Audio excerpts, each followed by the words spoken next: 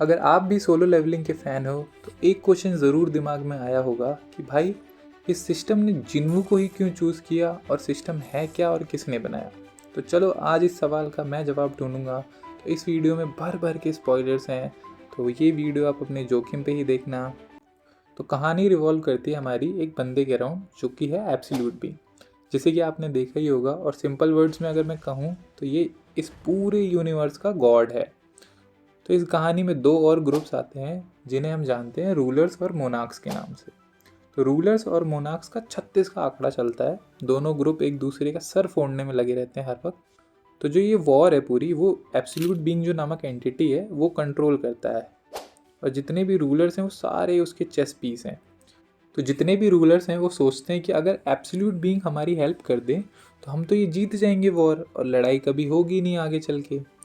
But इन्हें बाद में पता चलता है कि जो एब्सोल्यूट बीइंग है उसको कोई फ़र्क ही नहीं पड़ता।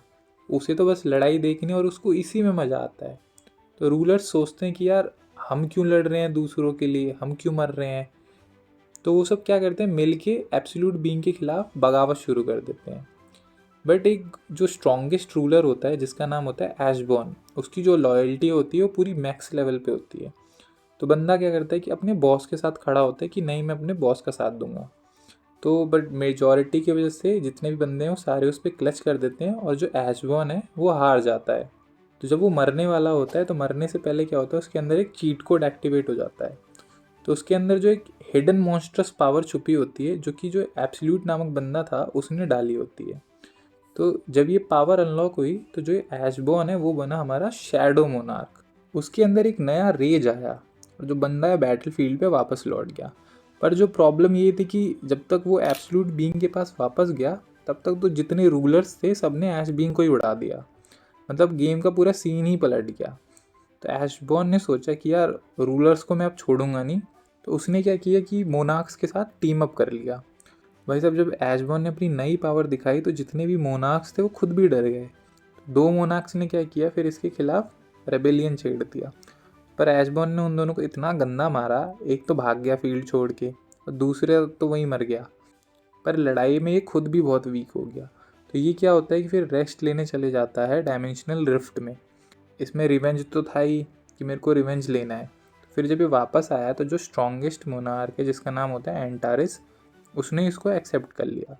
पर ये जो पूरी वॉर थी अब ये अर्थ पे होने वाली थी। तो ये एक अलग टॉपिक है, वो मैं रूलर्स और मोनार्क्स वाली वीडियो में कवर कर दूंगा। तो अब क्या होता है कि ऐशबॉर्न को एक वेसल ढूंढना था जिसमें कि वो अपनी पावर्स डाल के अर्थ पे जाके लड़ाई कर सके। तो जो ऐशबॉर्न था वो इतना ज़्यादा स्ट्रॉन्ग था कि उसको कोई बंदा ही नहीं मिल रहा था कि जिसमें वो अपनी पावर डाल सके और अर्थ पे जाके लड़ सके। तो यहाँ आता है हमारा एक और बड़ा प्लेयर, द आर्किटेक्ट। तो ये एक ऐसी एंटिटी था कि जो कि एक मेज था, आप समझ लो। तो इसको चाहिए था कि मैं इमॉर्टल हो जाऊँ। तो ये ऐशबॉर्न के साथ डील करता है कि भाई तू मेरे को इमॉर्टल बना दे, बाकी मैं तेरी मदद कर दूंगा एक परफेक्ट वेसल ढूंढने में। तो दोनों में डील हो जाती है। तो आर्किटेक्ट क्या करता है, अर्थ पे जाके रिसर्च करता है कि हाँ ह्यूमंस क्या सोचते हैं, कैसे कैसे करते हैं। तो इसको पता लगता है कि ह्यूमंस है जो गेम खेलते हैं। तो ये क्या करता है, एक गेम बनाता है जिससे कि ह्यूमंस ईजिली समझ पाएँ। पर प्रॉब्लम ये थी कि ऐशबॉर्न है जो इतना स्ट्रॉन्ग था कि डेथ की पावर कोई होल्ड ही नहीं कर पा रहा था।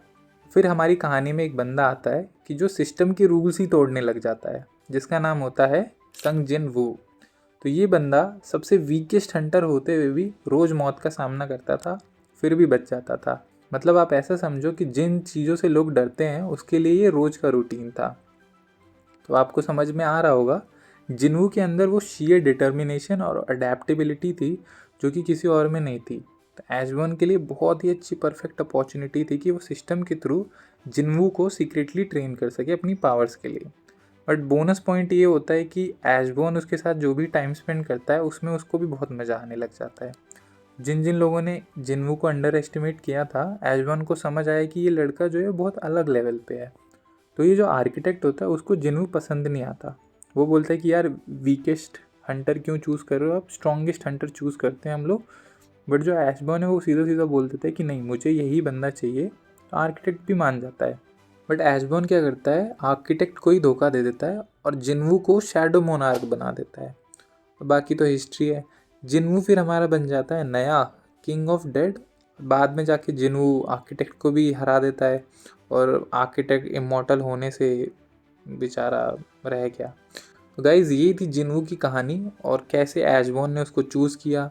मतलब अगर तुम्हें भी लगता है कि अगर तुम भी ओपी कैरेक्टर नहीं हो तो याद रखो ऐशबॉर्न के हिसाब से जिन्वू भी शुरू में वीक था, लेकिन उसने भी गेम्स के रूल तोड़े। तो आप भी कहानी लिखो और रूल्स तोड़ो, जाके जीतो। तो गाइज़ आई होप आपको ये वीडियो पसंद आई हो। अगर आपको अच्छा लगा हो तो कमेंट्स में ज़रूर बताना। मैं मिलता हूँ आपको अगली वीडियो में। Till then tata bye bye.